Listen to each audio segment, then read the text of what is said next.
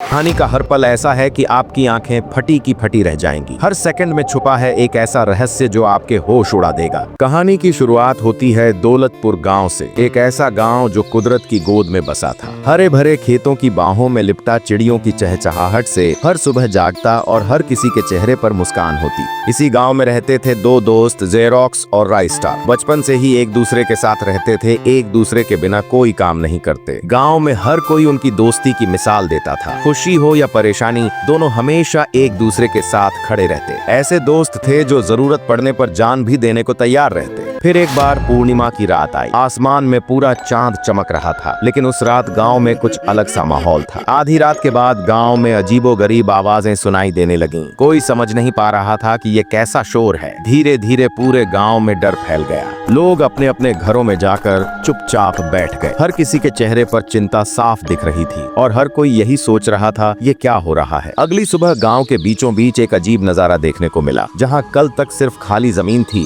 वहां अब एक बड़ा बरगद का पेड़ खड़ा था। उसी पेड़ के नीचे एक आदमी की लाश पड़ी थी। गांव वाले डर और हैरानी में पड़ गए। किसी को समझ नहीं आया कि ये पेड़ रातों रात कहां से आ गया। पूरा गांव शोक में डूबा हुआ था, लेकिन सबके दिल में अब एक डर भी था, कहीं कुछ अनहोनी तो नहीं होने वाली। जेरोक्स और राइस्टार अब ठान चुके थे, कुछ भी हो जाए अब इस रहस्य से पर्दा उठाकर रहेंगे, क्योंकि ये मौत किसी आम इंसान ने नहीं की थी। राइस्टार और जेरोक्स चुपचाप एक पुराने घर के पीछे छुपकर दोनों उस बरगद की ओर पहरा लगाए देख रहे थे, जहां से गांव में हर रात वो रहस्यमयी आवाजें सुनाई देती थीं। अचानक हवा थम गई, रात और भी गहरी हो गई और तभी उसी बरगद के पेड़ से एक काली धुंध में लिपटी आत्मा निकलकर हवा में तैरने लगी। उसकी आंखें अंगारे जैसी जल रही थीं और उसके होने से ही जमीन कांपने लगी। अचानक चारों ओर धुआं फैल जाता है। राइस्टार बिना कुछ सोचे धुएं के अंदर घुस जाता है, लेकिन जैसे ही धुआं हटा, राइस्टार का सिर धड़ से अलग हो गया था और वहीं मरा पड़ा होता है। अचानक से वो आत्मा सामने आ जाती और एक चीख मारी और पूरा गांव हिल गया, लेकिन वो आत्मा एकदम से गायब हो जाती है। जेरोक्स ने चांद की ओर देखा। आंखों में आंसू और आग दोनों थे। जेरोक्स बोला, ओए सुन रे आत्मा, अगर तू सच में शक्तिशाली है तो मेरे सामने आ और मुझे बता तेरे पीछे का सच। उसकी यह ललकार इतनी तेज थी कि पूरा बरमूडा इलाका हिल उठा। तो मेरे प्यारे भाइयों और बहनों, अगर आप लोग इस वीडियो का पार्ट 2 देखना है तो अभी इसी वक्त चैनल को सब्सक्राइब करो और कमेंट में लिखो पार्ट 2 और आपका प्यारा नाम जरूर से बताना, क्योंकि अब शुरू होने वाला है मौत और जिंदगी के बीच का असली खेल।